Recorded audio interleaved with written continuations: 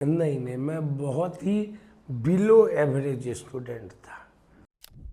सरस्वती ज्ञान ज्योति शिशु मंदिर, भटियारी सराय, दरभंगा। मेरा जूता है जापानी सरफेला। मेरे टीचरों को भी लगा ये तो बहुत इंट्रोवर्ट लड़का है, ये भाषण कैसे दे रहा है।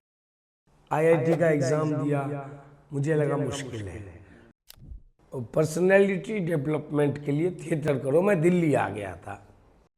मेरे 50 नाटक हो चुके हैं।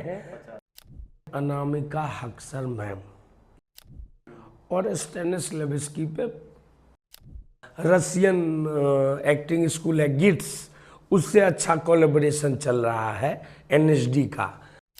N actor preparing a character, creating role. कि स्टेनिस्लाविस्की ने बोला कि मेरा सिस्टम है, आप अपना सिस्टम बनाइए। मुझे 10 साल लगे पूरी किताबें इकट्ठा करने में।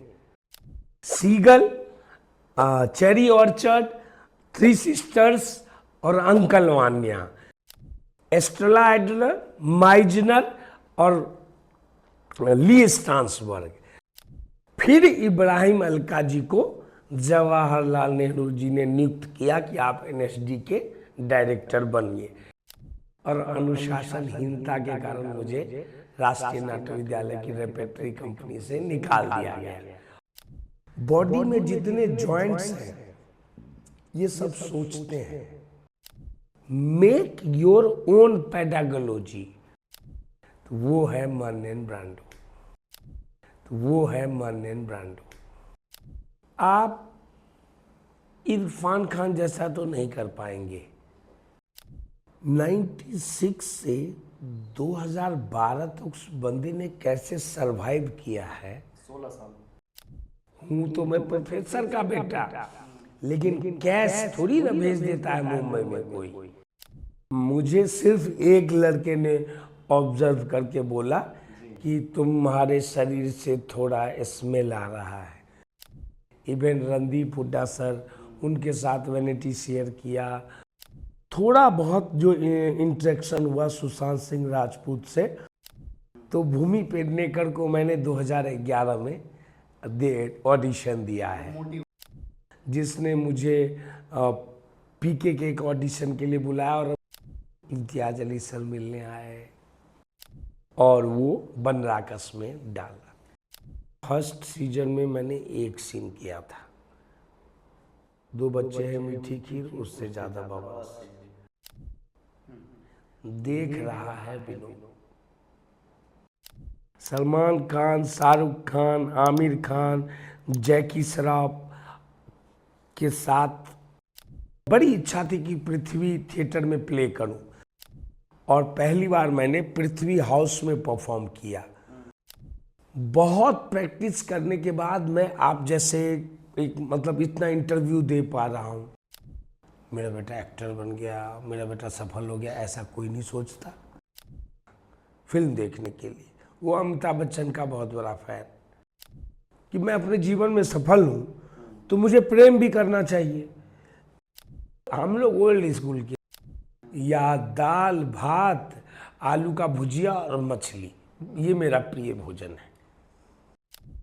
ट्रेनिंग लेके पढ़ते हुए आप मुंबई आएंगे, काम मिलेगा। एक कहानी है, एक किरदार है। एक ऐसा किरदार जिसका सफ़र शुरू हुआ लगभग 2 दशक पहले, 2 या 2.5 दशक पहले। उस किरदार की कहानी कुछ ऐसी है कि वो देश की राजधानी पहुंचता है अपने बड़े भाई के पास। लक्ष्य था इंजीनियरिंग करना, लेकिन क्या है कि नियति बड़ा ताकतवर शब्द है। नियति को शायद कुछ और मंजूर था। करते करते ये समझ आया कि इंजीनियरिंग अपने बस की नहीं है। तो इंजीनियरिंग के बाद दूसरा सफ़र शुरू हुआ। वो सफ़र था हिंदी साहित्य का। साहित्य का सफ़र थोड़ा और आगे बढ़ा। वहाँ से बड़े भाई ने एक नसीहत कम मशवरा दिया।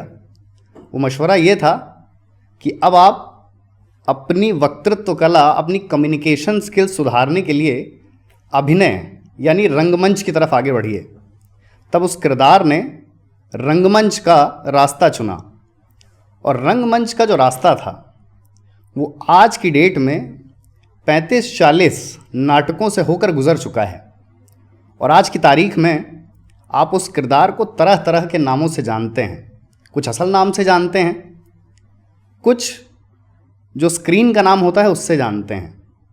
एक ऐसा किरदार आपने जिसे मीम्स में देखा, सोशल मीडिया के ट्रेंड्स पर देखा, यूट्यूब, इंस्टा, फेसबुक पर देखा। एक ऐसा किरदार जिसका आशिकी में दिल टूटा, और ऐसा टूटा कि दिन भर में 2 डिब्बियाँ समाप्त हो जाती थीं। एक ऐसा किरदार जो भगवान के भक्त हैं, माता पिता और अपने अग्रज बड़े भाई से काफ़ी स्नेह रखते हैं। एक ऐसा किरदार जो घूमने में रुचि रखते हैं, पर सीन के लिए खुद को तैयार करने के लिए तमाम जतन करते हैं। तो ऐसे ही किरदार जिन्हें आप जान चुके हैं, पहचान चुके हैं, देख चुके हैं, पसंद कर चुके हैं। वो एक फेमस डायलॉग है ना, आजकल का बहुत चर्चित है, और मेरा अनुमान है कि आने वाले समय में भी काफ़ी चर्चित रहेगा। देख रहा है ना विनोद, और वो डांस। तो ऐसी तमाम पहलू हैं। ऐसे उस किरदार के मालिक, वो शख्सियत दुर्गेश कुमार जी उर्फ स्क्रीन का नाम बनराकस जी। तो सर, सर्वप्रथम आपका स्वागत है हमारे YouTube चैनल पर। तो हम हर साक्षात्कार की शुरुआत कुछ ऐसे ही करते हैं कि कैसे हैं आप, कैसा चल रहा है जीवन? अच्छा चल रहा है, मज़ा आ रहा है, और बहुत बहुत आपका धन्यवाद कि आपने मुझे इसके योग्य समझा और इस जगह मुझे बुलाया। तो सर, जैसे 20 साल पहले का जीवन कुछ और था, आपका कुछ और है। तो ये बताइए कि अब तो जब एयरपोर्ट पर पहुंचते होंगे तो 30, 40, 50 लोग सेल्फी लेने पहुंच ही जाते होंगे आपके पास, तो कितना कुछ बदल गया? सर देखिए, बहुत कुछ बदला है। जो एक बहुत ही एवरेज थॉट है कि जब आप अभिनय में आते हैं, रंगमंच करते हैं, फिर उसके बाद चाहते हैं कि सिनेमा, मीडिया में कुछ आपका नाम हो, कुछ पैसे आ जाएं, कुछ अच्छे रसगुल्ले खा ले, लड्डू खा ले, और आपका जो कुछ शौक़ है वो पूरा कर ले। तो वो सब हो रहा है। रास्ते चलते लोग पहचान लेते हैं, और बनराकस, विनोद, भूषण शर्मा, ये सब बोलते रहते हैं, तो अच्छा लगता है। अच्छा, मैंने आपके बारे में पढ़ते हुए मुझे पता चला कि आपको बचपन में पेंटिंग बहुत पसंद थी। जी हाँ, मतलब मेरे घर में मेरे 4 भाई बहन में सबकी पेंटिंग, मतलब बाय बर्थ इंटरेस्ट था। हम लोग ड्राइंग अच्छा करते हैं, लेकिन फिर होता है कि आपको ये सब्जेक्ट लेके पढ़ना है, आपको ये सब्जेक्ट लेके पढ़ना है। ये हमारे पिताजी डिसाइड करते रहे, और मेरे लिए मेरे बड़े भाई ने डिसाइड किया। अच्छा सर, इंटरमीडिएट की आपकी जो शिक्षा थी बिहार का शहर है दरभंगा, जी, वहाँ से हुई। और कॉलेज, वो मतलब वो जो दौर था स्कूल का, उसे कैसे याद करते हैं? उसकी स्मृतियाँ कैसी? आप पढ़ाकू थे या शरारती थे? नहीं, मैं बहुत ही बिलो एवरेज स्टूडेंट था। मेरी इंग्लिश और मैथ से अच्छी दोस्ती नहीं थी। बहुत मुश्किल होता था मुझे उनको समझने में, उनको याद करने में।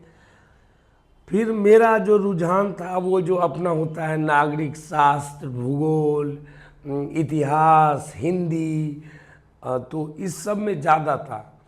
फिर थोड़ा बहुत परफॉर्मिंग आर्ट में, क्योंकि मैं बहुत 35 बच्चों में 35वां नंबर मेरा आता था, तो मुझे परफॉर्मिंग आर्ट, डांस, इस सब में भी नहीं लिया जाता था। लेकिन मेरे क्लास का मॉनिटर था पल्लव पुष्प, जो उसको मुझ में कुछ दिखा, तो उसने कक्षा 3 या 4 में पिता की भूमिका मुझे दी, और दाढ़ी बनाने के लिए एक वाइट रुमाल बांध दिया, और मुझे बस इतना इंस्ट्रक्शन दिया कि तुम लेटे रहो। फिर वो उन लोगों ने कुछ कहानी परफॉर्म किया, उन लोगों को बहुत ताली मिला। तो मुझे और मेरा एक दोस्त है मयूरेश, ये मैं प्राइमरी स्कूल की बात कर रहा हूँ, सरस्वती ज्ञान ज्योति शिशु मंदिर, भटियारी सराय, दरभंगा। शिशु मंदिर से पढ़े आप? हाँ जी, लेकिन ये ज्योति शिशु मंदिर है। हाँ, तो वहाँ पढ़ा। तो ऐसे ऐसे करते करते कोई परफॉर्मिंग आर्ट करने में अच्छा, लेकिन सबसे पहली घटना मुझे जो याद है, जब मैं एक इंग्लिश मीडियम स्कूल में पढ़ रहा था, CBM इंग्लिश स्कूल दरभंगा। तो वहाँ पर लोअर अपर, फिर उसके बाद 1 2 3 4 होता था। तो हमें अपर क्लास में लिया गया। पहली शिक्षा वही है। और मेरे पहले गुरु रहे मिथिलेश करके नाम था। तो वो पहले गुरु रहे। आज भी उन्होंने 1 2 कुछ लिखने बोला था, लिखा था, तो बोला इन्हें अपर क्लास में डालिए। तो मैं गया उसमें। तो उसमें ऐसे एक बहुत बड़ा मिशनरी का स्कूल है हमारे शहर में, होली क्रॉस पब्लिक स्कूल, जहाँ मेरा बड़ा भाई पढ़ा हुआ है। उसी का एक ब्रांच था CBM इंग्लिश स्कूल। उसमें एक टीचर थी ओनियन मैम, उनका क्रिश्चियन लोग थे। तो उन्होंने एक सांस्कृतिक प्रोग्राम के लिए एक बच्चे को बोला कि तुम थोड़ा डांस करके दिखाओ। और गाना भी याद है, मेरा जूता है जापानी सर पेला। वो लड़का कर नहीं पा रहा था, राज कपूर जी कर नहीं पा रहा था। पर मैं उतनी छोटी उम्र में भी मैंने मैम को बोला कि मैम ये मैं कर सकता हूँ। तब मैम ने मुझे मौका दिया और मैंने क्लास में वही मेरा जूता है, एक बैग लेके ऐसे ऐसे नहीं घूमते हैं, वो मैंने किया। तो पहली स्मृति मेरी परफॉर्मिंग आर्ट को लेकर वही है। और फिर इसी तरह करते करते 97 में 50 साल हुए थे आज़ादी के। तो उस समय बहुत सांस्कृतिक प्रोग्राम हुए बिहार में। तो उस समय मैं सर्वोदय उच्च विद्यालय गंगा सागर में पढ़ता था, हाई स्कूल। तो वहाँ पर मैंने ऐसे ही भाषण प्रतियोगिता में हिस्सा लिया, पर मेरे पास कुछ कंटेंट नहीं था, लेकिन फॉर्म था मेरे पास कि बोला ऐसे जाता है एक वक्ता का। तो फिर मैं बोलने लगा, मुझे अच्छा लगा, लोगों की भीड़ लग गई। पर मुझे बहुत अच्छा लगा बोलते हुए। मैं बचपन से काफ़ी मतलब शर्मीला आदमी रहा हूँ, ज़्यादा बातचीत नहीं करता, इंट्रोवर्ट। तो मेरे टीचरों को भी लगा ये तो बहुत इंट्रोवर्ट लड़का है, ये भाषण कैसे दे रहा है इतना अच्छा। तो फिर मुझे कोई पुरस्कार भी नहीं मिला। तो फिर वो करने के बाद मेरे पिताजी ने बोला कि तुम मैथ लो। फिर मैंने ISC में बिहार बोर्ड से मैथ, फिजिक्स, केमिस्ट्री और हिंदी, इंग्लिश ये लेके 11th 12th किया CM साइंस कॉलेज दरभंगा। फिर मैं, क्योंकि मैं मैथ, तो बड़ी इच्छा थी कि IIT करूँगा। लेकिन जब ISC करने के बाद मैंने IIT का एग्ज़ाम दिया, मुझे लगा मुश्किल है।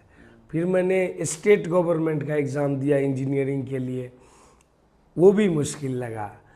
फिर मैंने दोबारा दिया स्टेट गवर्नमेंट का दूसरी बार, और उस बार मैंने शुरू हुआ था AIEEE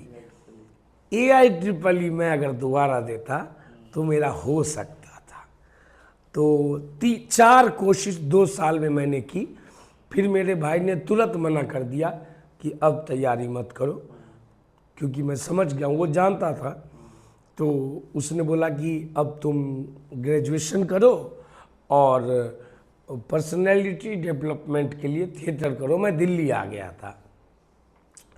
तो 5 दिसंबर को मैंने दिया था IIT का एग्ज़ाम 2001 में, और 11 दिसंबर को मेरे बड़े भाई ने मुझे थिएटर वर्कशॉप में भेज दिया।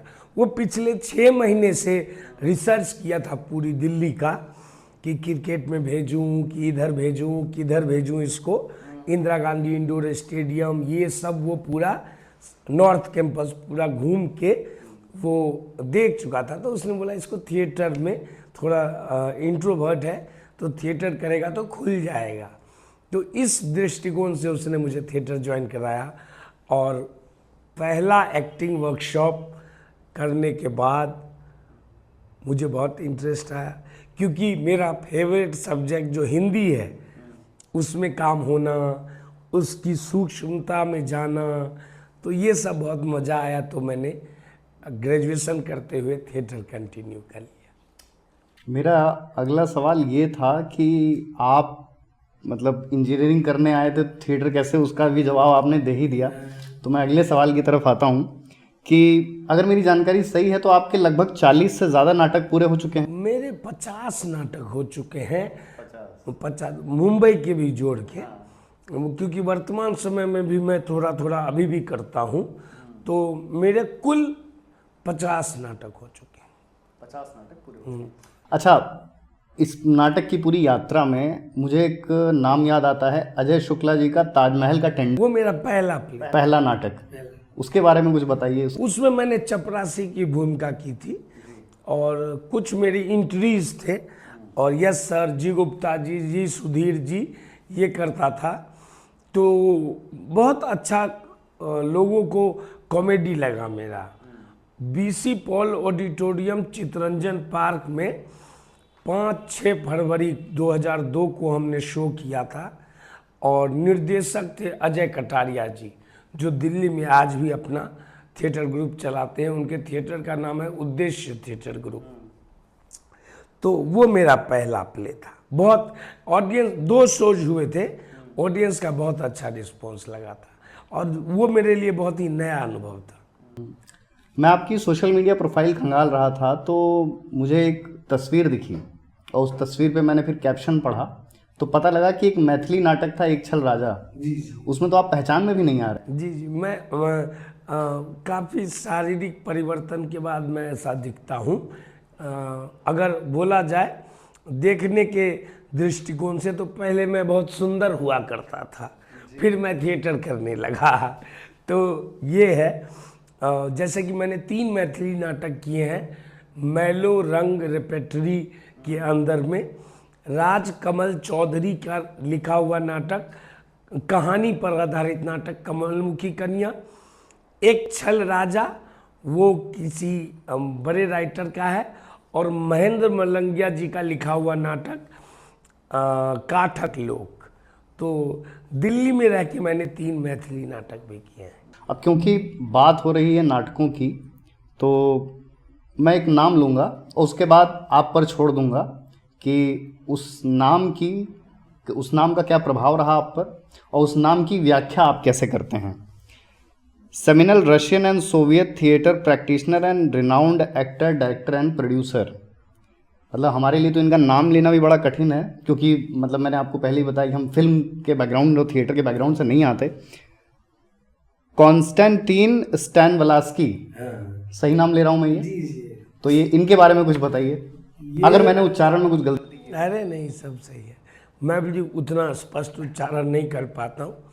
मैं आपको इनके बारे में बताने से पहले थोड़ा ये बता दूँ, वर्तमान समय में इंडिया से अगर कोई आदमी इनके सिस्टम को 2 साल रेगुलर पढ़ा है, उनका नाम है अनामिका हक्सर मैम। ये एनएसडी ग्रेजुएट है, और स्टेनिस्लाविस्की पे मतलब रसिया मॉस्को जाकर इन्होंने पढ़ाई की हुई है।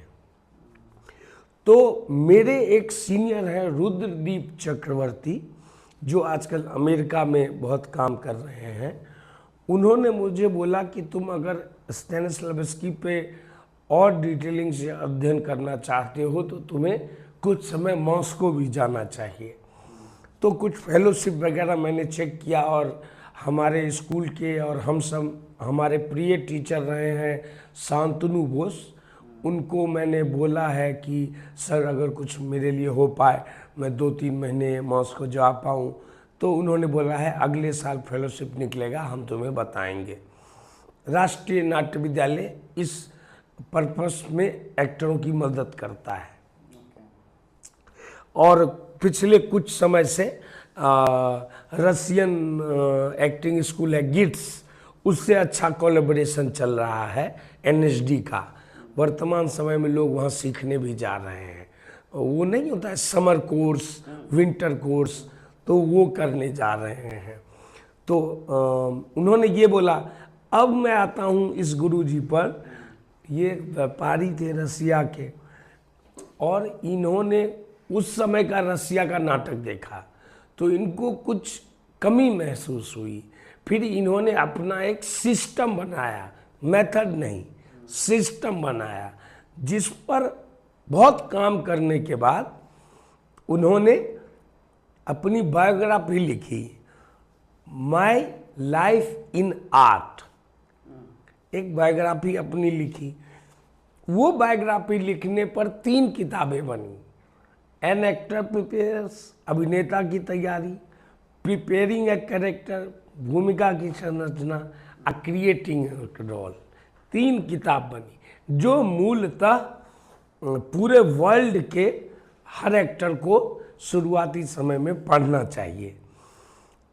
अब बात ये भी वर्तमान समय में हो रही है कि इंग्लिश ट्रांसलेशन उसका अच्छा नहीं है।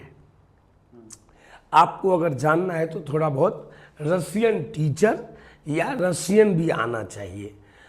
मैंने बहुत किताबें ढूंढी, फिर मुझे बहुत किताबें मिली भी जिनका ट्रांसलेशन अच्छा है। तो मैंने पाया ये कि स्टेनिस्लावस्की ने बोला कि मेरा सिस्टम है, आप अपना सिस्टम बनाइए। आखिरी शब्द यही था। इसको बहुत लोग गलत अर्थ में भी ले रहे हैं वर्तमान समय में कि अरे उन्होंने तो अपना ही सिस्टम नकार दिया। ऐसा नहीं है। ABCD कभी नकारा नहीं जा सकता। अगर आप इंग्लिश लिटरेचर पर काम कर रहे हैं, अगर आप शेक्सपियर हैं और उनकी रचनाएं पढ़ रहे हैं, बना वो भी ABCD से ही है। आप इंग्लिश में कहीं भी जाइए, वो 26 लेटर हमेशा काम आएंगे। आप उनको नकार नहीं सकते, वो वोवेल हो या कॉन्सोनेंट। तो इसी तरह है इनकी 3 किताबें। मैं इसलिए उनको बहुत महत्व देता हूँ और उस पर काम कर रहा हूँ, काम कर ही रहा हूँ। ऐसा नहीं कि मुझे ज्ञान हो गया है और मैं अगले दिन 10 दिन का वर्कशॉप शुरू कर दूँ, ऐसा नहीं है। मैं निरंतर आफ्टर NSD बहुत समय से काम कर रहा हूँ।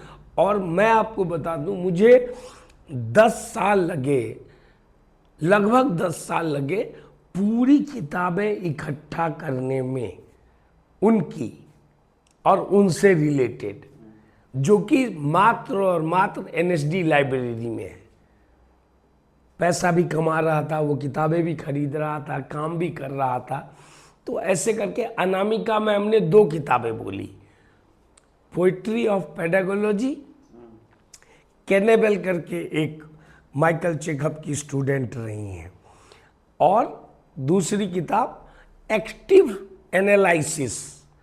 तो अब बताइए कैनेबल को क्यों पढ़ रहा हूँ? क्योंकि वो माइकल चेखव की स्टूडेंट थी। माइकल चेखव डायरेक्ट स्टूडेंट थे स्टेनिस्लावस्की के।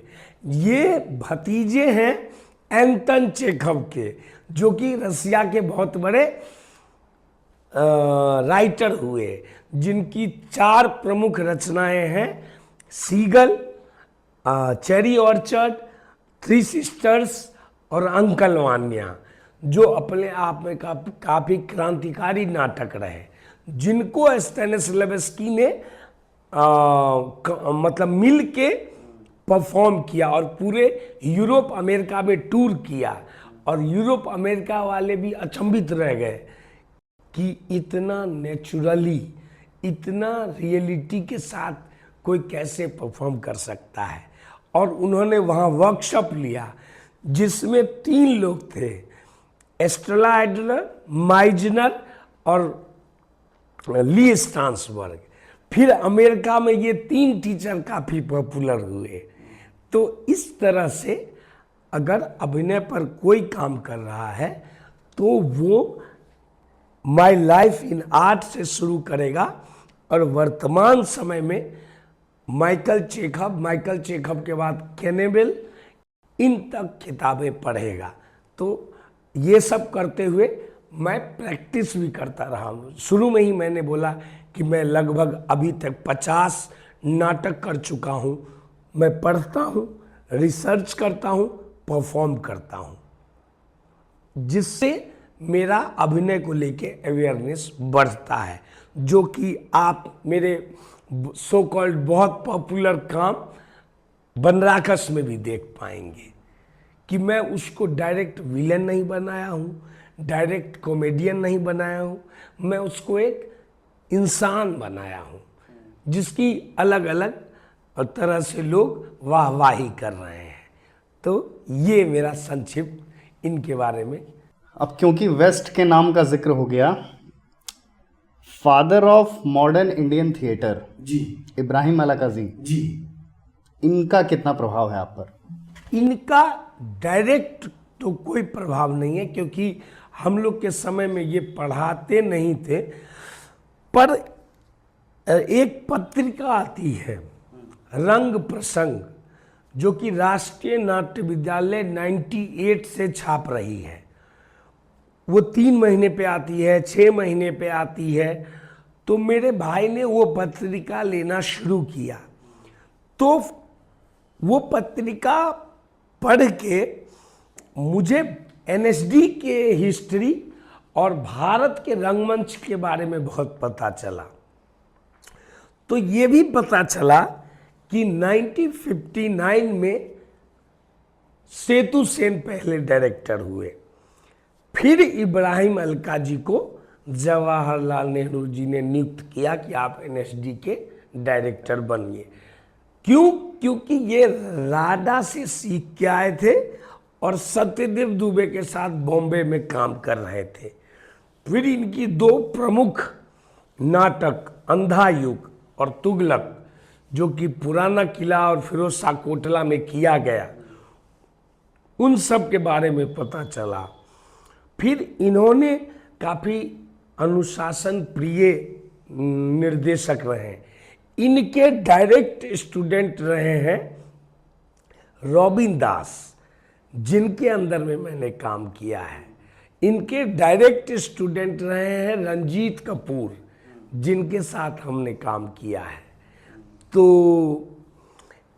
उन लोगों के माध्यम से हमें उस अभिनय के बारे में थोड़ा बहुत पता चला। फिर उन्होंने अपना क्राफ्ट डेवलप किया, अपना परफॉर्मिंग आर्ट डायरेक्शन डेवलप किया, सीनिक डिज़ाइन डेवलप किया।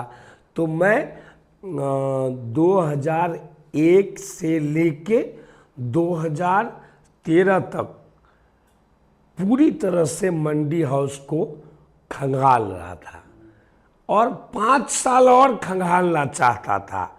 पर बीच में मुझे एक काम मिल गया, हाईवे, जिसके कारण मैंने हाईवे किया, और अनुशासनहीनता के कारण मुझे राष्ट्रीय नाट्य विद्यालय की रेपेट्री कंपनी से निकाल दिया गया, और मेरे पास कोई ऑप्शन नहीं बचा दिल्ली में रहने का, और मैं 7 नवंबर को मुंबई आ गया। साल कौन सा था? 2013।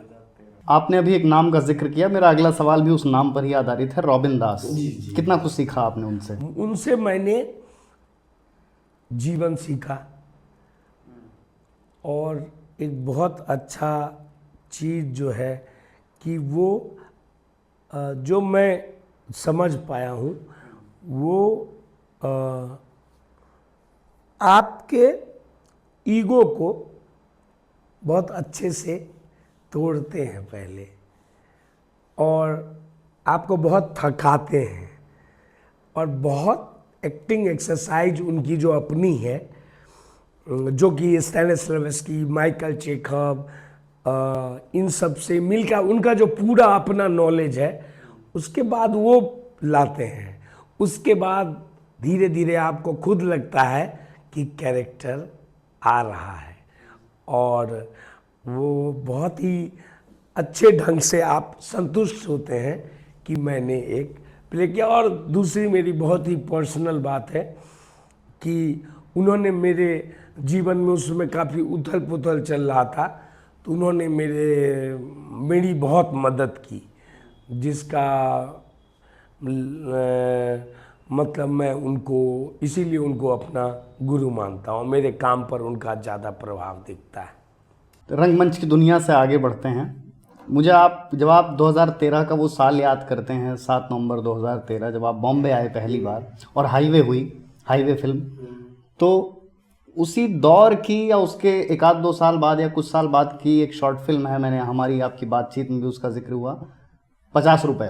जी जी जी जी। तो थिएटर के बाद इन शॉर्ट फिल्म्स का अनुभव और सफ़र कैसा रहा? देखिए, मैंने काफ़ी आपको बता दूं, बीते हुए 12-13 सालों में मुंबई की जो मेरी यात्रा रही है अभी तक, उसमें मैंने अपने दोस्तों की 1 घंटे की बहुत फिल्में की हैं, शॉर्ट फिल्में बहुत की हैं, जिससे मैं अपने अभिनय को थोड़ा निखार सकूं। तो उसी में मेरा एक मित्र है गौरव सिंह, जो पृथ्वी थिएटर से है, और नीरज सिंह, इन दोनों ने मुझे बोला कि दादा, हाँ, और एक हमारा दोस्त है धर्मेंद्र पवार, उसने बोला दादा हम लोग एक शॉर्ट फिल्म बना रहे हैं, सो आप जुड़िए जरा। तो मैंने बोला करते हैं। फिर हमने किया, मेरा अच्छा अनुभव रहा, तो मैं इस तरह से वो फिल्म किया, ये बताना चाहता आप पर रिसर्च करते हुए मुझसे एक और नाम टकराया, हूँ। जी Jerzy Grotowski, towards a poor theatre, a record of theoretical investigations conducted at his experimental theatre in Poland. हमारे आपकी जब बात हुई तब आपने इस नाम का भी जिक्र किया, तो मैं चाहूँगा कि आप इस नाम पर भी प्रकाश डालें। तो क्या है कि हमारे पहले एक्टिंग टीचर आए आदिल हुसैन, उन्होंने ग्रोटोस्की पे काम कराया, टुवर्ड्स द पुअर थिएटर, वो एक उनका अपना मेथड है। तो हमने उस पर 6 महीने काम किया, हमें बहुत अच्छा लगा, एक नया एक्सपीरियंस हुआ। साइको फिजिकल, दिमाग भी लगाना है, शरीर भी लगाना है अभिनय करते वक्त। फिर उसी मेथड में आगे आया पोलैंड से वो एक ग्रुप जो उसी मेथड पे लगातार काम कर रहा है, वहाँ कुछ और भी ज़्यादा मैजिक अनुभव हुआ कि वो 3 चीज़ पर काम करते, किसी कहानी पर काम नहीं करते, वो किसी उपन्यास कविता इस पर नहीं काम करते, वो बॉडी रिदम और सिंगिंग, बॉडी रिदम और सिंगिंग, इस पे काम करते हैं। वो कुछ भी हो सकता है। तो 15-15 दिन का उनका सेगमेंट था, बड़ा जादू अनुभव हुआ कि शरीर की उपयोगिता क्या है ये पता चला। जैसे पहली बार मुझे लगा कि मेरी कलाई सोचती है, मेरा केहनी सोचता है, मेरा कंधा सोचता, बॉडी में जितने जॉइंट्स हैं ये सब सोचते हैं। पहली बार अनुभव हुआ जो कि मुझे बहुत जादुई लगा। फिर मुझे पता चला, बाद में रिसर्च किया तो भारत में एक आदमी है, गुरु है, जिनका नाम है खालिद तैयब जी, जिनकी एक किताब भी आई है इस बीच में।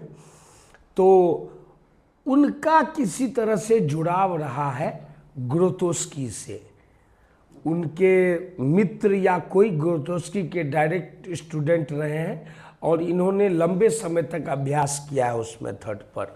तो ये सब पता चलते हुए वो मेथड भी मुझे बहुत ही कारगर लगा। तो इस नाम के पीछे मैं ये कहना चाहूँ। जर्मन फिलोसोफर हुए कार्ल मार्क्स, जी जी रशियन नॉवेलिस्ट हुए लियो टॉल्स्टॉय, जी जी। और आप पर पढ़ते हुए मुझे पता लगा कि आप इन दो से भी बहुत ज़्यादा प्रेरित हैं। जी जी। तो मेरा ये कहने का मतलब है कि आप अभिनय कर रहे हैं तो उसका एक अर्थ होना चाहिए, वो सिर्फ इंटरटेनमेंट के लिए नहीं होता। तो इन दोनों का जो आपने नाम लिया, इनको भी मैं धीरे धीरे पढ़ रहा हूँ। इन्होंने बहुत कुछ लिखा है और इन्होंने बहुत कुछ कहा है, उसके बारे में तुरंत कुछ रिव्यू दे दूँ ऐसा मेरा बिल्कुल नहीं है। मैं पढ़ रहा हूँ और मैं एक शब्द है मेक योर ओन पेडागोलॉजी, अपना शिक्षा शास्त्र बनाइए। भारत सरकार ने एक शिक्षा नीति बनाई जिस पे हम लोग पढ़ के यहाँ तक पहुँचे। वर्तमान सरकार अपना शिक्षा नीति बना रही है कि ये सुधार होना चाहिए। ये सब को भूलते हुए दुर्गेश का शिक्षा शास्त्र क्या है, इस पर मैं काम कर रहा हूँ, जिस सिलेबस में इन सब का नाम है। नामों की श्रृंखला में एक अंतिम फिरंग नाम मैं और लेता हूँ, मर्लिन ब्रांडो। जी जी, कितने प्रभावित हैं इनसे? बहुत प्रभावित हूँ। वो एस्टेला एडलर के डायरेक्ट स्टूडेंट रहे, और जब एस्टेला एडलर को थोड़ा अध्ययन किया मैंने, तो उसमें पहली एक्सरसाइज ही लिखी हुई है जो मैं आपको बताऊं, जिसको बहुत ही अलग अलग तरीके से दुनिया में बोला जाता है, पर वो जो लिखी हुई है वो बात आपको बताता हूं कि कुछ एक्टरों को एक्टिंग सिखाते हुए एस्टेला एडलर ने बोला कि आप सब बतख हो, और फिर उन्होंने सिचुएशन दिया, बारिश आई तो सब भागने लगे, फिर कि आंधी आई, सब भागने लगे, फिर उन्होंने बोला एटम बम गिरा, सब भागने लगे, एक आदमी नहीं भाग रहा था। तो मैम ने बोला कि तुम क्यों नहीं भागे? तो उन्होंने बोला कि बतख को आंधी के बारे में पता लग जाता है, बारिश के बारे में पता लग जाता है, पर एटम बम क्या है उसको क्या पता। तब वो नहीं भागा, और इसी बात को उन्होंने बोला कि सही बात है, एटम बम प्राकृतिक नहीं है, वो मानव निर्मित बम है, तो उसके बारे में किसी भी एनिमल को पता नहीं लगता। बहुत सारे एनिमल सेंसिटिव होते हैं ना, अगर आंधी तूफान या कुछ भूकंप आएगा उनको पहले पता लग जाता है, पर एटम बम गिरने का कैसे पता लग सकता है? तो वो है मर्लिन ब्रांडो। आपकी एक और बड़ी अच्छी तस्वीर है, एक ऑडिटोरियम है, उसमें आप पीछे बैठे हैं, एक दो लोग आपके साथ और हैं, और आगे कई लोग बैठे हैं, बीच में एक ऐसा किरदार बैठा है जिसकी व्याख्या अलग अलग किरदार अलग अलग तरीके से करते हैं। किरदार पान सिंह तोमर, हासिल, मैं बात कर रहा हूँ इरफान खान की, अब हमारे बीच नहीं है। तो पहले तो उनके साथ काम करने का अनुभव, दूसरा कि जब आप उनको याद करते हैं तो ऐसी कौन सी बातें हैं जो उनको बाकी अभिनेताओं से अलहदा बनाती हैं? दूसरा, मैं ये कहना चाहूँगा कि उन्होंने हमारी 5 दिन की एक ओरिएंटेशन क्लास ली थी अभिनय को लेकर 3rd ईयर में, और उन्होंने डायरेक्ट कहा था कि जीवन में जैसे करते हो वैसे करो, अभिनय मत करो, लाइफ में जैसे करते हो वैसे करो। ये बात मुझे याद है। और दूसरी बात, उससे पहले मैंने उनका काम हासिल देखा था और पान सिंह तोमर देखा था, तो मुझे कुछ हुआ था, और मकबूल भी देखा था। लंच बॉक्स, हाँ, उस समय तक मैंने जो काम देखा था उस काम से बहुत प्रभावित हुआ, और मैं अभी जो याद करता हूँ वो ऐसे याद करता हूँ कि आप इरफान खान जैसा तो नहीं कर पाएंगे, आपको ढूंढना है कि दुर्गेश वो कैसे करेगा। उनका जो पूरा मूल अर्थ निकलता है कि अपनी पर्सनैलिटी पे काम करो और उसको उस कैरेक्टर में लाओ। मैं आपके कई इंटरव्यूज देख रहा था तो आपने एक और नाम का कई बार जिक्र किया है, नवाजुद्दीन सिद्दीकी। तो उनसे कैसे इंस्पायर होते हैं? उनसे इंस्पायर होता हूँ कि वो एक चीज़ में बहुत लंबे समय तक बिलीव किए, जो कि मैंने देखा कि वो काम करते रहे। सरफरोश हो, न्यूयॉर्क हो, कोई भी हो, गैंग्स ऑफ वासीपुर तक वो काम करते रहे, और गैंग्स ऑफ वासीपुर के बाद वो एक बहुत एस्टेब्लिश्ड एक्टर हो गए, कल्ट हो गए। तो मैंने उनके बारे में जब ढूंढा तो पाया कि 96 में वो बंदा पास आउट हुआ NSD से, 1-2 साल मुंबई में काम किए, 1-2 साल दिल्ली में काम किए, फिर उसके बाद वो मुंबई आए हैं। और आप देखिएगा 2012 में वो फिल्म आई थी गैंग्स ऑफ वासेपुर। 96 से 2012 तक उस बंदे ने कैसे सरवाइव किया है, 16 साल, ये काबिल तारीफ है। कहते भी हैं कि मतलब मैं संघर्ष के दिनों को बहुत वैसी स्टोरी के तौर पर नहीं बेचता। वो उन्होंने जितनी डिटेलिंग से बताया है उसका भी देखिए, मैं रहता हूँ 1-2 लाख एक्टरों के बीच में। वर्सोवा विलेज हब है स्ट्रगलिंग एक्टरों का। गलत अर्थ में लोग ले लेते हैं कभी कभी कि बड़ा पाव खा के स्टेशन पे सो के अगर कोई एक्टर बन गया तो मैं भी बन जाऊंगा, बोरिया बिस्तर बांधो और निकलो मुंबई। ऐसे नहीं होता है। मैं हमेशा कहता हूं कि मेरे जितने भी इंटरव्यूज हैं, प्लीज वर्किंग लोग न देखें।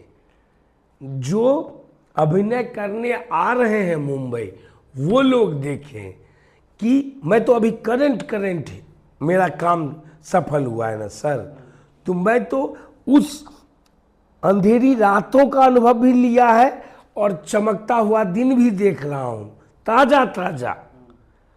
तो मैं जो बोलूंगा वो मैं भी नहीं बोलूंगा, मेरे साथ जो घटित हुआ है वो बोलूंगा कि 3 दिन मैं भी मुंबई में भूखा रहा हूँ तो मैं प्रोफेसर का बेटा, लेकिन कैश थोड़ी ना भेज देता है मुंबई में कोई, समय लगता है पैसे आने में भी। तो मैं ये सिर्फ बोलना चाह रहा हूँ कि नवाजुद्दीन सिद्दीकी से मैं 96 to 2012 तक सरवाइव करने का जो ताकत है उससे थोड़ा बहुत ताकत मैंने भी लिया है।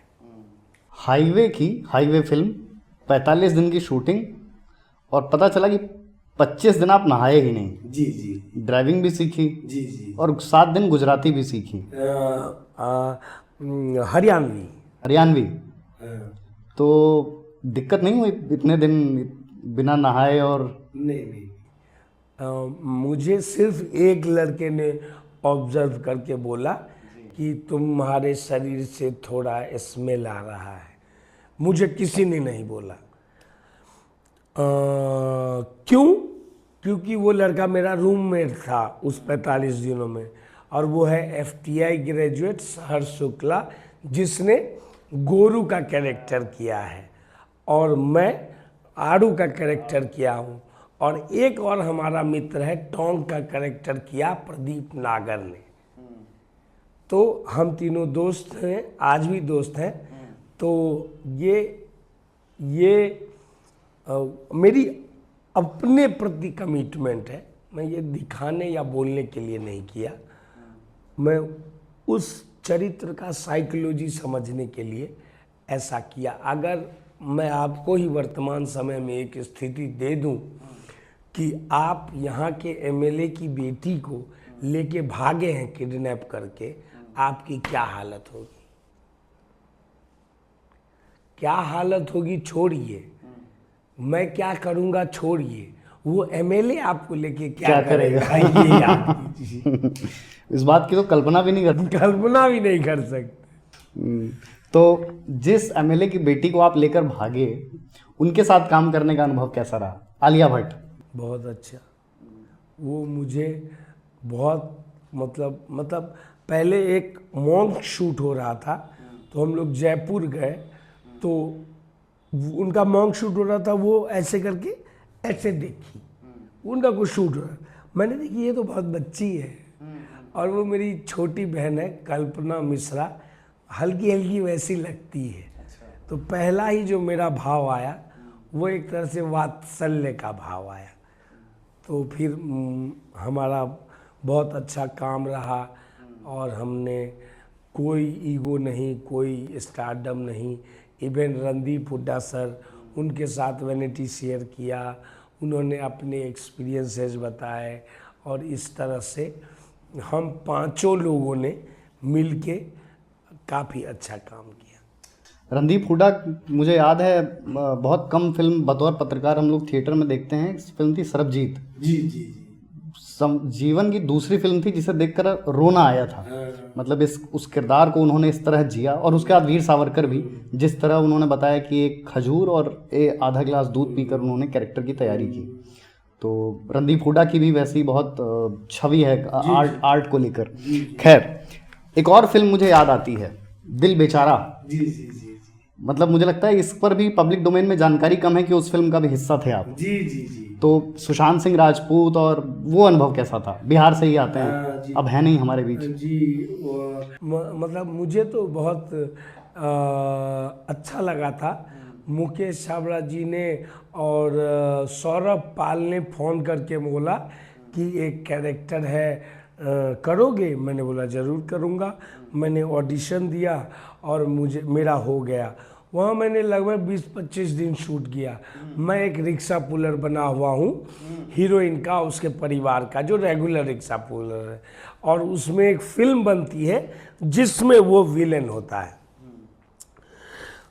तो वो काम करके मैं थोड़ा बहुत जो इंटरेक्शन हुआ सुशांत सिंह राजपूत से, वो मेरा लगा बहुत टैलेंटेड एक्टर है वो। और बहुत ही हम्बल, अच्छे से बात करना, ऊर्जावान रहना, तो ये सब मुझे लगा। और फिर मुझे अच्छा एक्सपीरियंस हुआ कि फॉक्स की इतनी बड़ी फिल्म का मैं हिस्सा हूँ।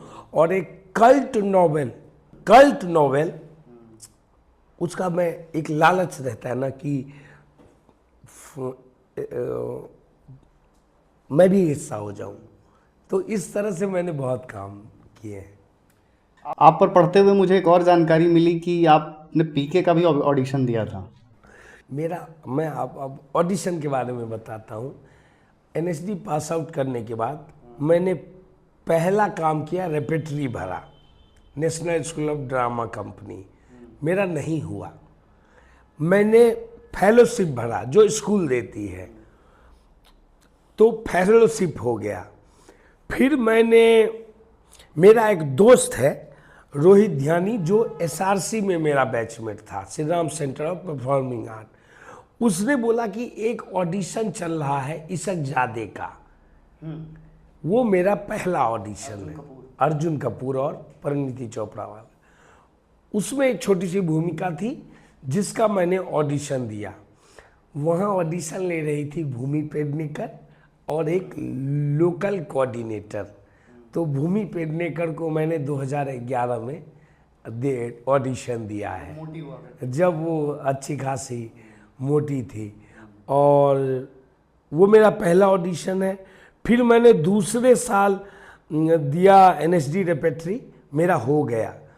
तो दूसरे साल क्योंकि मेरा पहला साल था रेपेटरी में, तो मुझे छोटी छोटी भूमिकाएं मिल रही थी।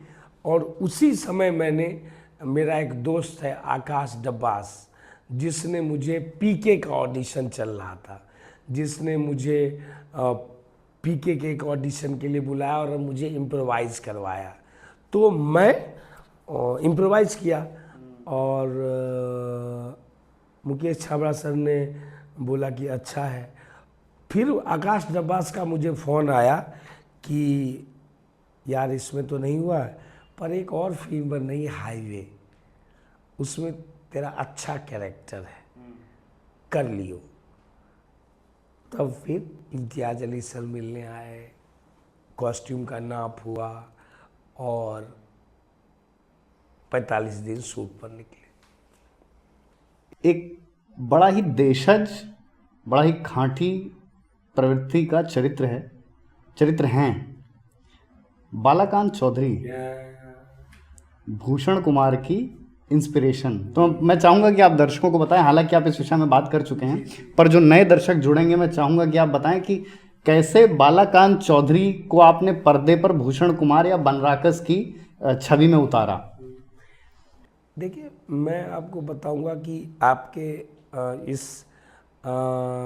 उसमें मैं ये बताना चाहता हूँ कि मैंने कहने को डायरेक्ट इंस्पिरेशन नहीं लिया। पहले है राइटिंग, फिर आता है मेरा इमेजिनेशन, राइटिंग, इमेजिनेशन। फिर जब वो रोल बड़ा हो गया तो सिर्फ कल्पना पे नहीं कर सकते आप, आपको एक रियल आदमी ढूंढना पड़ेगा, उसके बिहेवियर्स, टोन लाने पड़ेंगे। तो मेरे बहुत प्रिय चाचा हैं, जो कि दूर के चाचा लगते हैं, बालाकांत चौधरी, जिनके कुछ बिहेवियर्स मैंने लिए और वो बनराकस में डाला। तो उनको पता है कि आप वो इतने मशहूर हो चुके हैं? मतलब अब उनको पता है नहीं पता ये तो मुझे पता नहीं, पर मैं अभी नज़दीक कुछ समय में गांव जाने वाला हूं और उनको मैं बताऊंगा कि आपकी नकल मैंने एक वेब सीरीज में की है। आपकी दो चीज़ें आज की तारीख में कल्ट बन चुकी हैं। जी पहला, पंकज झा जी के साथ वो डांस, ब्रेक डांस, और दूसरा वो डायलॉग देख रहा है ना विनोद। तो मुझे लगता है कि ऐसा कोई साक्षात्कार या ऐसा कोई गैदरिंग या ऐसा कोई कार्यक्रम नहीं होता होगा जहां आप जाते हो और इसका उल्लेख ना हो। तो कैसे ये दो चीज़ें, और क्या आपको लगता था कि ये क्लास का नहीं मास का सब्जेक्ट बन जाएंगी? मुझे कभी नहीं लगा सर, मुझे कभी नहीं लगा। आपको याद होगा कि फर्स्ट सीजन में मैंने एक सीन किया था, 2 बच्चे हैं मीठी खीर उससे ज़्यादा बवास। हाँ, उसके बाद मुझे पता भी नहीं था कि ये वेब सीरीज आगे बनेगी नहीं बनेगी, पर लॉकडाउन लग गया 2020 और वो वेब सीरीज हिट हो गई। तब मुझे कॉल आया कि तुम्हारा रोल बड़ा हो गया है और वो 20 दिन का हो गया है। और वो मैंने तब चीज़ें ढूंढनी शुरू की, अब कैसे इसको डेवलप करूं। लेकिन राइटर चंदन कुमार और डायरेक्टर दीपक कुमार मिश्रा ने मुझे बहुत सपोर्ट किया और उन्होंने हमारी एक रीडिंग रखी। मैं और हमारी सीनियर है, अच्छी एक्टर है सुनीता राजभर, हमारी रीडिंग रखी। उन्होंने अपना सुर बताया, हमने उसको बनाया और 2-3 रीडिंग के बाद हमने शूट किया, जिसमें निकला देख रहा है विनोद। और वो डांस पंकज झा जी के साथ? ये 4 सीजन का है। तो वो हमें पूरी स्वतंत्रता थी, कोई कोरियोग्राफ नहीं था। तो हमें चौथे सीजन के डायरेक्टर हैं अक्षत विजयवर्गीय। तो उन्होंने बोला कि स्वतंत्र है, आप लोग क्या करेंगे कीजिए। तो मैंने सोचा कि सरस्वती पूजा सब में हम लोग डांस नहीं करते हैं, अपना गांव वाला डांस करते करते थोड़ा सा सरस्वती पूजा वाला डांस भी डाल दिया उसमें।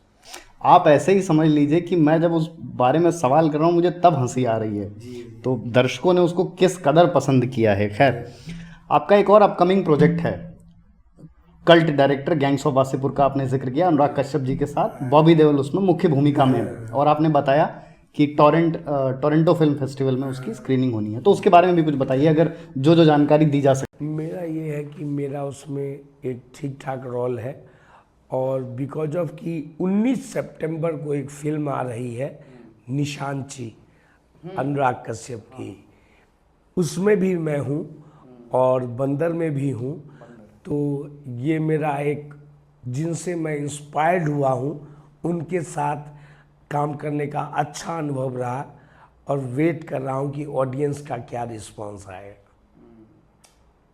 अच्छा, आपने 2 संभवतः निर्देशकों का नाम लिया जिनके साथ आप काम करने की इच्छा रखते हैं। तो मैं चाहूँगा कि बताओ, अभिनेताओं में और निर्देशकों में किनके साथ काम करने की इच्छा है अभी? देखिए सर, मैं जो इंस्पायर हुआ हूँ वो मूलतः मनोज वाजपेयी और नवाजुद्दीन सिद्दीकी, इनसे बहुत इंस्पायर हूँ। नवाजुद्दीन सिद्दीकी के साथ एक फिल्म फ्रीकी अली में काम भी कर चुका हूँ, और सेकंड सीजन के बाद उनका कॉल भी आया कि तुमने अच्छा किया। मनोज वाजपेयी जी से मैं एक गुरु के दृष्टिकोण से देखता हूँ, काम उनके साथ करूँ न करूँ मुझे कोई दिक्कत नहीं, बस मैं 1-2 घंटे उनसे अभिनय पे बात करना चाहता हूँ, ऐसा मेरा एक इच्छा है बस। और निर्देशकों में जैसा कि मैंने बोला कि बहुत सारे निर्देशक हैं जिनके साथ मैं काम करना चाहता हूँ, पर राम गोपाल वर्मा, अनुराग कश्यप और विशाल भारद्वाज। राजकुमार हिरानी। राजकुमार हिरानी, उनके साथ भी काम कर चुका हूँ, संजू में एक छोटी सी भूमिका। तो इन लोगों से मैं काम करना चाहता हूँ। अच्छा, मैं आपकी तस्वीरें देख रहा था तो जैकी श्रॉफ दादा के साथ और भी कई बड़े कलाकारों के साथ, तो किन किन दिग्गजों से मिल चुके हैं अब तक? मैं सलमान खान, शाहरुख खान, आमिर खान, जैकी श्रॉफ के साथ, और अभी याद नहीं आ रहा, बहुत लोगों के साथ मिल चुका हूँ। कैटरीना कैफ, और फिर से जैकी श्रॉफ सर के बारे में मैं दो शब्द कहना चाहूँगा कि एक फिल्म उनके साथ कर रहा हूँ, और हेल्थ को लेके, योगा को लेके जो उनका नॉलेज है, उनके स्टाफ को जो नॉलेज है, मतलब मैं अब हेल्थ कॉन्शियस हो गया हूँ कि मुझे भी थोड़ा अपने शरीर पे काम करना चाहिए। तो वो नहीं बोलते हैं लोग स्टार आदमी, तो जैकी श्रॉफ, ये मेरा उनके साथ दूसरा काम चल रहा है। फ्रीकी अली में कुछ सीन्स मैं उनके साथ कर चुका हूँ, और तो अभी मिले थे तो मैंने बोला सर मैं फ्रीकी अली में भी था आपके साथ, तो उन्होंने बोला पुणे वाले शूट में ना, मैंने बोला हाँ सर। जो आपका 2.5 दशक का संघर्ष का दौर था, उसमें क्या करते थे? मतलब वो समय कैसे बीता? और क्योंकि हमारी अभी एक पहले के प्रश्न में भी इस पर बात हुई कि आप उसको बतौर स्ट्रगलर नहीं देखते, वो भी एक याद दौर है। जो ये अभिनेता बड़ा बनेगा उसका ही चॉइस है, बाई चॉइस उसने ये रास्ता चुना है। तो उस दौर में कैसे समय बीतता था? उस खाली समय में क्या करते थे? नहीं, मेरा मेन मानना क्या है कि आप हो क्या, मैं खुद को सवाल करता हूँ। मेरे जितने भी इंटरव्यूज हैं उनके बारे में मैं आपको बताना चाहूँगा कि जो मैं बोल रहा होता हूँ ना, वो मैं खुद को बोल रहा होता हूँ, वो मैं किसी को नहीं बोल रहा होता हूँ। खुद को इसलिए बोल रहा होता हूँ कि दुर्गेश ऐसा करना है, ऐसा करना है। तो मैं ये भी सोच रहा होता हूँ कि एज ए ऑडियंस इस इंटरव्यू को मैं देखूंगा तो क्या करूँगा। तो उसी संदर्भ में मैं बताना ये चाह रहा हूँ कि मैं उस समय भी 13 साल जो दिल्ली में रहा मैं सर, वो एंजॉय किया। मैं एज ए एक्टिंग स्टूडेंट हमेशा से रहा हूँ और रहना चाहता हूँ कि मैं एक्टिंग का एक स्टूडेंट हूँ। किताबें, थ्योरी नहीं समझ में आया तो कोई एक्सपीरियंस आदमी से पूछ लो, ये चलता रहा है।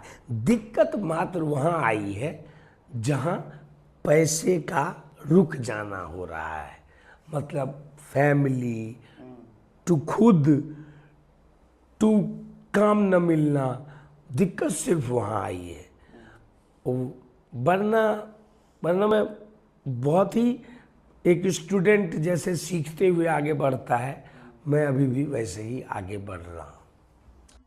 तो जैसे कि आपकी जो प्रोफाइल है, आप ओटीटी का हिस्सा रह चुके मुख्य तौर पर, फिर कॉमर्शियल सिनेमा का भी हिस्सा रह चुके, मेन स्ट्रीम सिनेमा में काम कर चुके। इसके बावजूद उद्देश्य और अरण्य, इस तरह के जो थिएटर ग्रुप्स हैं, उसका आज भी आप सक्रिय सदस्य हैं। हाँ, तो मैं आपको ये बता दूं कि मैं मुंबई आया, कुछ काम नहीं था, तो मैं आपको पृथ्वी में वॉलेंटियर रखते हैं, तो उसके लिए भी मैंने अप्लाई किया था। तो मैं गया कि वॉलेंटियर बनूंगा, कुछ पैसे मिल जाएंगे तो सरवाइव कर जाऊंगा। पर वहाँ जाने के बाद मुझे पता लगा वॉलेंटियर बनने पर वो पैसे नहीं देते, वो एक पास देते हैं कि आप साल भर नाटक देख सकते हैं। बड़ा लालच हुआ कि कर लूँ कि ना करूँ, इसी वाफों में मैं वो नहीं कर पाया। कट टू बड़ी इच्छा थी कि पृथ्वी थिएटर में प्ले करूँ। तो मेरे एक मित्र हैं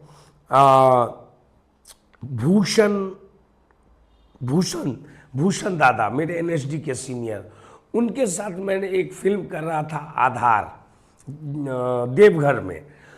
तो उन्होंने बोला कि मेरा एक मित्र है, ड्रामा स्कूल मुंबई का लड़का है, उसने कुछ कविताएं लिखी हैं, क्या उसके साथ तू नाटक करेगा?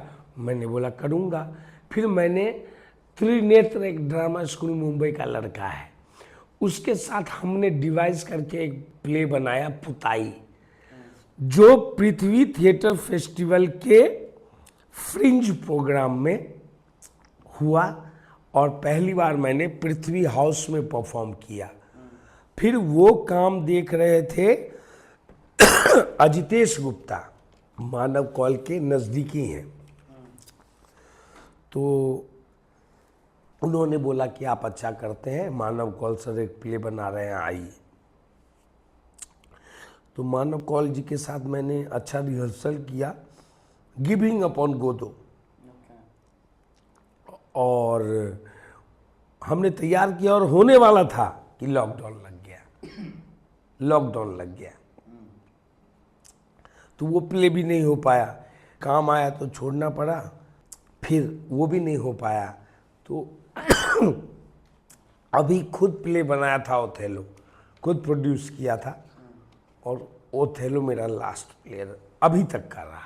मैंने सर आपके, क्योंकि हमारा काम ही यही है आपको देखना, समझना, रिसर्च करना, तो कई इंटरव्यूज़ देखे और जो मेरा अनुभव रहा और अब तक जो हम जितनी हमारी वार्तालाप हुई जितने समय की, मुझे एक चीज़ समझ आई वो इंटरव्यूज़ देखकर भी और अब तक की बातचीत के आधार पर भी, कि दुर्गेश कुमार जी दिल खोल कर बातें करते हैं।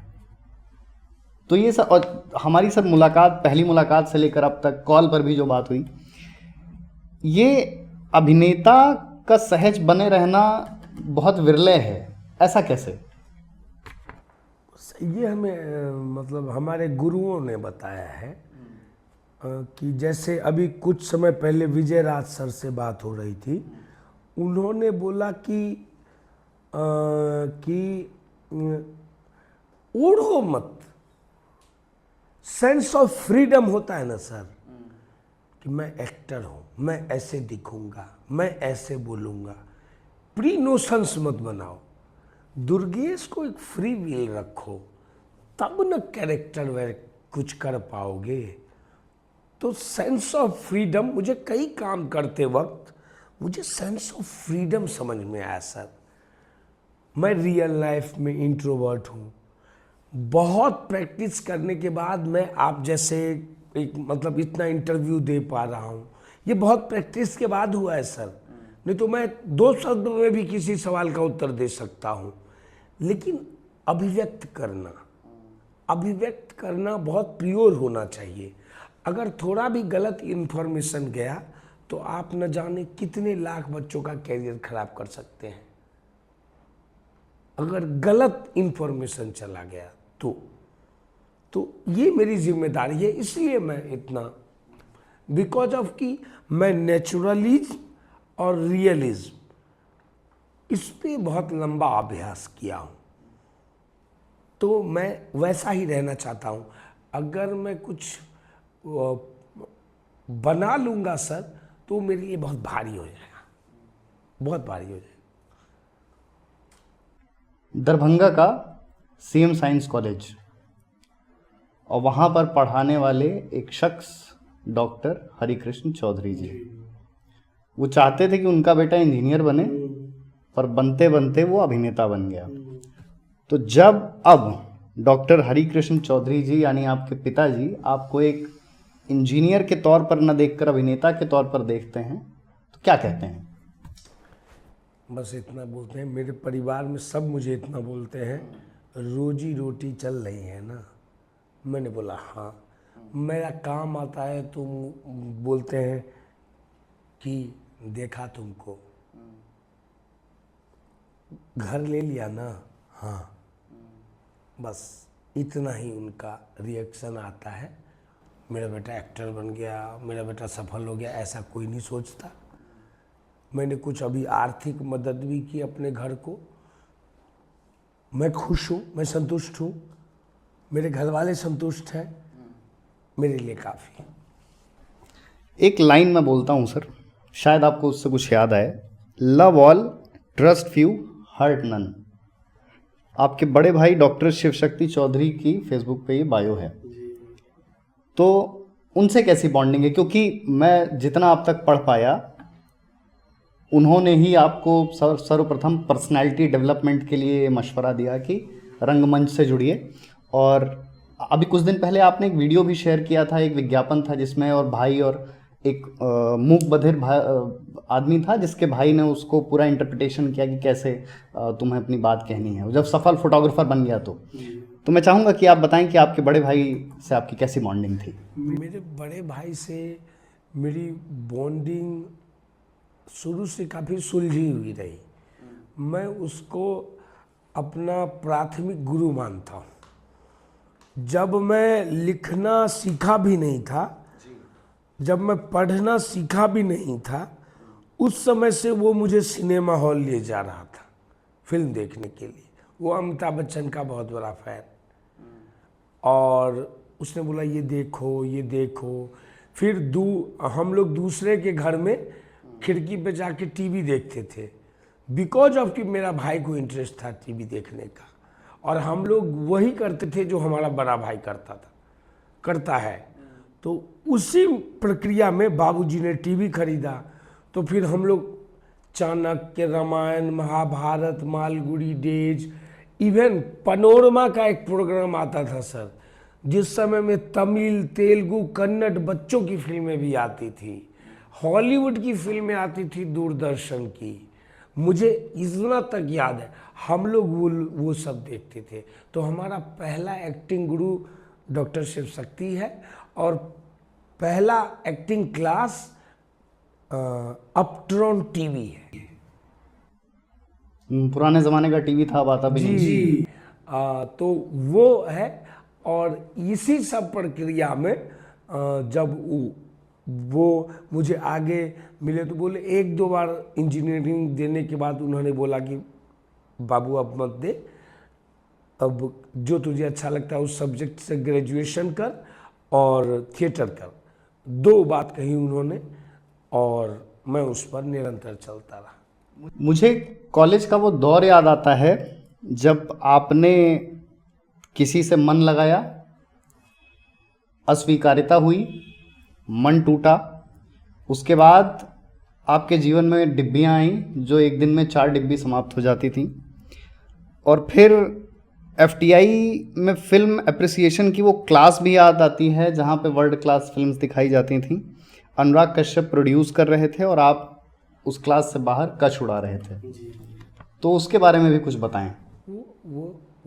वो एक अनुभव है जो मेरे जीवन का अनुभव है, और उसको मैं वर्तमान समय में आज उसके बारे में क्यों बोलूँ ये भी बता दूँ कि जब आप अपने जीवन में थोड़ा ठीक ठाक करने लगोगे ना, तो उसके बाद सबसे पहला काम आएगा कि प्रेम, कि मैं अपने जीवन में सफल हूँ तो मुझे प्रेम भी करना चाहिए। वो किसी से हो सकता है, उसी में मुझे हुआ, और उसके बाद उसका गलत रिजल्ट निकला। कट टू वो एक्सपीरियंस करने के बाद जब मेरे टीचर रॉबिन दास ने बोला कि ये सब ठीक नहीं है, तो मैंने क्या किया, उसी दिन बंद किया, क्योर लिया, और उसके बाद आगे अभिनय कर रहा हूँ बात। और आपने कहा भी है कि 3 बच्चे हैं, अरबपति के साथ विवाह हुआ, और आपका सिर्फ इतना ही उद्देश्य है कि जब आप बहुत काम भर का धन अर्जित कर लेंगे तब एक मर्सिडीज गिफ्ट कर देंगे और चैप्टर समाप्त हो जाएगा। तो आजकल का दौर जहाँ सिचुएशनशिप, बेंचिंग और इस तरह के शब्द चलते हैं जेनजीज के बीच, तो वहाँ ये ख्याल कैसे? ये ओल्ड स्कूल है सर, वो हम लोग ओल्ड स्कूल के, हम लोग ये मोबाइल भी नहीं आया था, इंटरनेट भी नहीं आया था, मोबाइल भी नहीं आया था, इंटरनेट भी नहीं आया था, और डिश टीवी भी नहीं आई थी। हम लोग 2 चैनल आता था, दूरदर्शन और नेपाल। मेट्रो नहीं, मेट्रो भी नहीं आया था सर, दूरदर्शन और नेपाल, ये 2 आता था। तो हम लोग उस समय के आदमी हैं। तो एक मतलब ये कि एक हैप्पी नोट पे उसको ख़त्म कीजिए, जीवन में आगे बढ़िए। बिहार का वो क्षेत्र जिसे मिथिला कहा जाता है, और सांस्कृतिक दृष्टिकोण से मिथिलांचल, सांस्कृतिक, सामाजिक, राजनीतिक दृष्टिकोण से मिथिलांचल, वहाँ की अपनी संस्कृति है, और उस संस्कृति का एक छोटा सा हिस्सा है मछली। जी जी। और क्योंकि आलू तो ऐसा पदार्थ है, खाद्य पदार्थ है जो पूरे देश में मुझे लगता नहीं किसी का अप्रिय हो। तो मुझे पता चला कि आपको चोखा और मछली ये दोनों भी बड़े प्रिय हैं। जी जी, ये मेरे खाने का मतलब बहुत मेरा सिंपल मामला है। वो सरसों वाली मछली, पानी के तरी वाली, और आलू का चोखा या आलू का भुजिया बना दीजिए, दाल भात आलू का भुजिया, या दाल भात आलू का भुजिया और मछली, ये मेरा प्रिय भोजन है। मतलब मिथिला की संस्कृति से काफ़ी प्रभावित हैं, ऐसा कहा जा सकता है। और सर, अब तक की बातचीत में एक और बात स्पष्ट हो गई, क्योंकि लोगों ने बतौर आपको अभिनेता हाईवे का आड़ू, फिर फ्री की अली, और भी जितनी फिल्म, दिल बेचारा, और फिर पंचायत का बनराकस, लेकिन जो बनराकस के पीछे की जो रचना धर्मिता है, का जो सृजन शक्ति है, वो लोग नहीं समझ पाते। तो किताब, और मुझे लगता है कि सर जैसा आपने बताया कि इतनी किताबों का जिक्र किया आपने, इतने दार्शनिकों का किया, तो ऐसा है क्या कि अगर इतनी पुस्तकें ना होती, अगर इतने किरदार ना होते, इतने दार्शनिकों को पढ़ा नहीं होता, तो शायद भूषण कुमार उतना जीवंत ना होता? जरूर, ये तो मैं मानता हूँ। सर, आपके पास एक इंफॉर्मेशन होती है, इंफॉर्मेशन के बाद आता है नॉलेज, और नॉलेज को आपको प्रैक्टिस करना पड़ता है। इंफॉर्मेशन, नॉलेज और प्रैक्टिस, तो मैं इन तीनों का एक तारतम्य बना के अभिनय में काम करता हूँ।